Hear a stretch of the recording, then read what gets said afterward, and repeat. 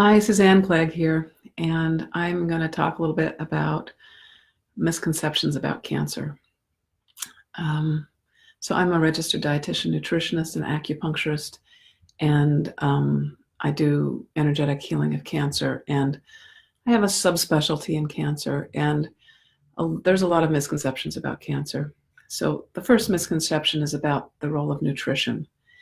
And this is actually two misconceptions. One is that if you just find the right diet, that your cancer is going to be cured. So whether it's veganism or ketosis or something else, some special herb, some special something, some special substance, that's going to cure you. I feel like that's sort of not going to get you very far. And then there's the other extreme, which is that somebody knows somebody that did all that and they still died of cancer. So obviously nutrition has nothing to do with health or nothing to do with cancer. And I think both of these are misconceptions. And it's understandable that if something as chaotic as cancer that grows at random times, that stops at random times, that seems like it's just a really chaotic random quality that you want to like grab onto a very strict point of view about cancer. You want to like believe in the diet that you're trying, or you want to believe that diet is not important at all.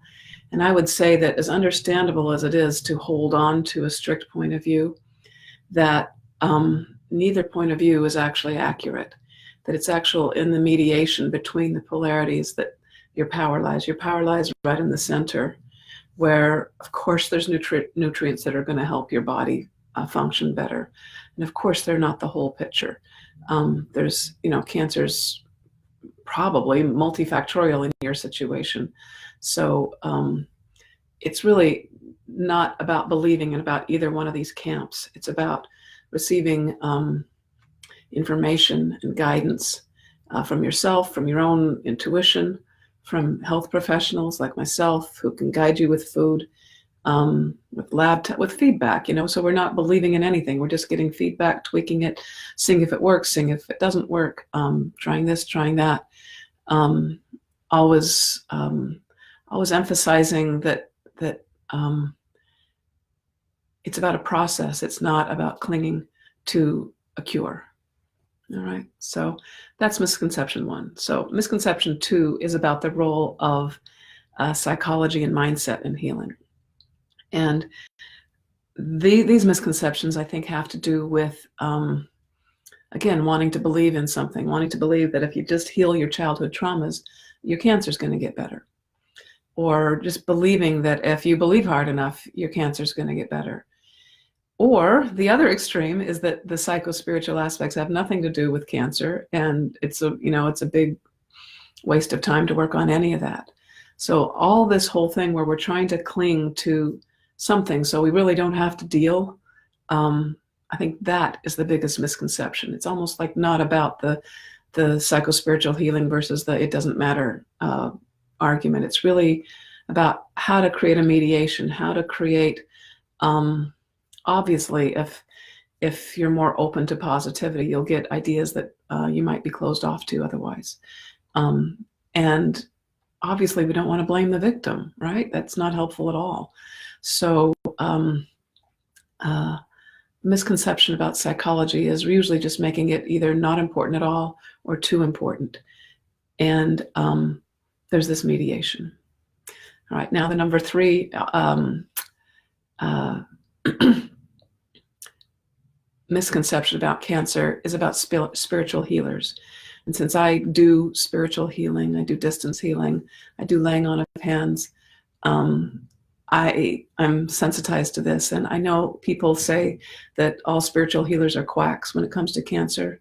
Or the other opposite is that if you just find the right spiritual healer, your cancer will be cured. Or if they're good enough, my cancer will be cured. Or something like that, where the power's outside of you. It's not again part of this inner process of understanding what your next step, what speaks to you deeply. So what's different about me than a lot of spiritual healers is I don't just do it and then expect, we just like wait and see. I really work on feedback. Like what happened, what changed on the physical level, what changed on an emotional level, what changed in your life force. Did your lab values change? All these different things. Hey, Moshe, nice to see you. I haven't seen you for so long. Wow. So so that's the 3 misconceptions I have about cancer. And they all have to do with these polarities of like food, it matters, it doesn't matter. Psychology, it matters, it doesn't matter. Spiritual healing, you can purchase it or it's all quackery. These are all polarities which actually blind you to resources that are right in front of your eyes, that are, because misconceptions are that you have this concept and it's like a judgment, it's like solidified. And the way out of these misconceptions is to be a little more fluid and to realize that it changes depending on who you are day to day, and that there really is guidance. There's guidance from health professionals, there's guidance from people who've been down the road before you, and most important, there's the guidance from your own internal guidance system. So that's today's tip about the misconceptions about cancer. Okay, bye-bye.